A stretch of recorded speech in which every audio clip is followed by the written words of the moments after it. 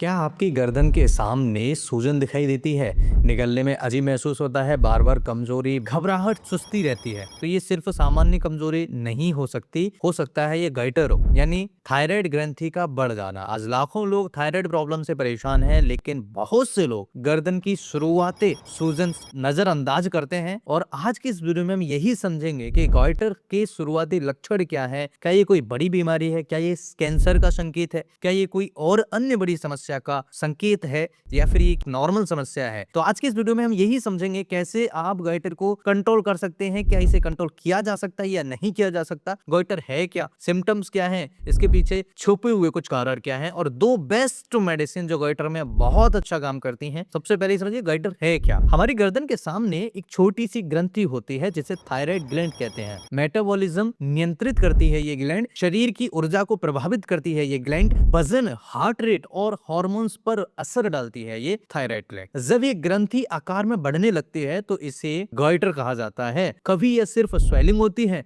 और कई बार इसके साथ थायराइड हार्मोन्स भी बिगड़ जाते हैं। तो ये एक ऐसी समस्या जिसकी वजह से कई तरह की समस्याएं होती हैं और शुरुआती सिम्टम्स मरीज को समझ में नहीं आते हैं, लेकिन अगर आपको ये सिम्टम्स दिख रहे हैं तो इसे नजरअंदाज मत करिए। गाइटर के सिम्टम्स धीरे धीरे बढ़ सकते हैं, लेकिन कई तरह की समस्याएं लाएंगे। नंबर 1, गर्दन में सूजन रहना। सबसे कॉमन सिम्टम्स है गर्दन के सामने उभरी हुई स्वेलिंग होना। दूसरा, निगलने में परेशानी होना। कुछ मरीजों को खाना निगलते समय प्रेशर महसूस होता है। तीसरा, आवाज भारी होना। यदि स्वेलिंग ज्यादा हो जाए तो वॉइस पर असर पड़ सकता है। और इसके अलावा चौथा, सांस में दबाव। कुछ गंभीर मामलों में सांस लेने में भी टाइटनेस महसूस हो सकती है गाइटर के केस में। और पांचवा, वजन में बदलाव होना। कभी तेजी से वजन बढ़ता है और कभी बिना कारण वजन कम हो जाता है, तो ये गाइटर के संकेत है। छठवा, कमजोरी और थकान रहना। हर समय लो एनर्जी महसूस करना, ये समस्या भी गाइटर में होता है। और सातवां, घबराहट या चिड़चिड़ापन होना। हार्मोनल इम्बैलेंस मूड पर असर डाल सकता है,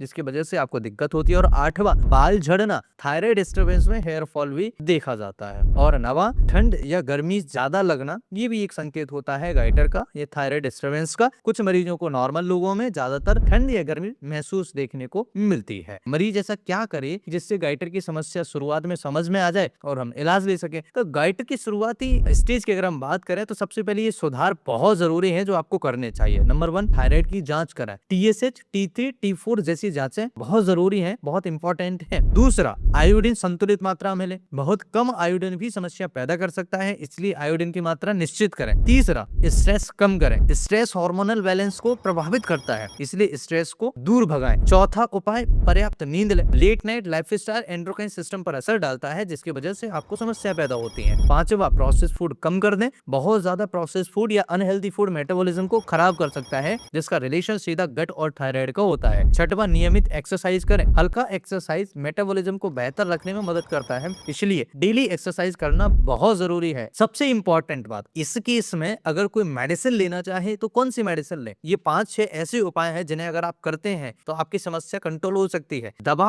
हमेशा कॉन्स्टिट्यूशन देख कर दी जाती है, हमेशा ध्यान रखिएगा। लेकिन अगर सही मेडिसिन बैठ जाए, सही मेडिसिन अगर आपने ले लिया तो समझ लीजिए बहुत अच्छा काम करती है। और पहला मेडिसिन कैलकेरिया कार्ब। ये रेमेडी उन लोगों में उपयोगी मानी जाती है जिनमें वजन बढ़ना, कमजोरी होना, ज्यादा पसीना आना, ठंड ज्यादा लगना जैसे सिम्टम्स दिखाई देते हैं, उनके लिए बहुत अच्छा मेडिसिन है। और दूसरा, आयोडियम। आयोडियम यानी यह रेमेडी उन मरीजों में उपयोगी मानी जाती है जिनको बेचैनी हो रही है, वजन कम हो रहा है, ज्यादा भूख लगती है, ऐसे सिम्टम्स अगर देखने को मिलते हैं, आयोडियम बहुत इफेक्टिव मेडिसिन माना जाता है। अगर स्वेलिंग तेजी से बढ़ रही हो, सांस लेने में परेशानी हो रही हो, निगलने में दिक्कत बढ़ रही हो या दर्द हो, तो तुरंत अपने नजदीकी डॉक्टर को दिखाएं। आप इस समस्या को ज्यादा बढ़ने से रोक सकते हैं। गाइटर के मुख्य कारण क्या है, तो पॉसिबल कॉजेस में सबसे पहला, आयोडीन डेफिशिएंसी। दूसरा, थायराइड हार्मोन इंबैलेंस होना। तीसरा, ऑटोइम्यून प्रॉब्लम्स होना। चौथा, फैमिली हिस्ट्री होना। पांचवा, हार्मोनल डिस्टर्बेंस होना। कुछ मेडिसिन जो क्रोनिक थायराइड इन्फ्लेमेशन को बढ़ा सकती हैं। कई बार गाइटर सिर्फ स्वेलिंग होता है और कई बार थायराइड डिसीज का संकेत भी हो सकता है, इसलिए इसलिए हमेशा ध्यान रखिए कि गर्दन की छोटी सी स्वेलिंग को कभी नजरअंदाज मत करिए, क्योंकि थायराइड पूरे शरीर की एनर्जी और मेटाबॉलिज्म को प्रभावित करता है। समय रहते सही जांच, लाइफ स्टाइल को चेंज करना और उचित ट्रीटमेंट बहुत जरूरी होता है और गाइटर को कंट्रोल किया जा सकता है। दोस्तों, गाइटर के बारे में आज हमने सारी जानकारी समझी। वीडियो को अगर देखने के बाद कोई कंफ्यूजन अगर आपका रह गया है तो मुझे कमेंट सेक्शन में जरूर पूछिएगा, मैं आपको उत्तर देने की कोशिश करूंगा। ये वीडियो कैसा लगा मुझे कमेंट करके जरूर बताइए। अच्छा लगा तो लाइक और चैनल को सब्सक्राइब कर लीजिए। आगे भी इस तरह के और वीडियोस मिलते रहेंगे। Thanks for watching, have a nice day, bye bye.